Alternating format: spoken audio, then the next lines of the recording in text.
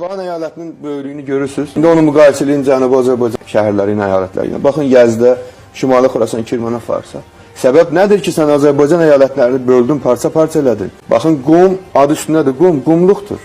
Gedib görəsiniz. Tehran, baxın balaca-balaca, Həmədan, Qəzvin, Zəncan, onların hamısı bütövlükdə bir Azərbaycan əyaləti idi. Amma parçalanır. Sən Azərbaycan xalqını həm mənəviyyatını parçaladın, həm tarixini məhv elədin, parçaladın, həm də bütün şəhərlərini xırda-xırda, bölə-bölə gətirib çıxartmışsan elə bir yerə ki, bugün ancaq Qərbi və Şərqi Azərbaycanın adı üzərində Azərbaycan adı var. Ərdəbilin üzərindən Azərbaycan adını götürdün, Gilandan götürdün, Zəncandan, Kürdistandan, Qəzvindən, Həmədandan, Qumdan. Burada bir mərkəzi Ostan da var, Əlborz da var, Elbrus dağları.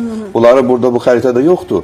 Onların hamısının üzərinə Azərbaycan adını götürdün, Tehran üzərindən götürdün. Baxın, bu Qərbi Azərbaycanda Soyuqbulaq, Mahabat şəhəri var.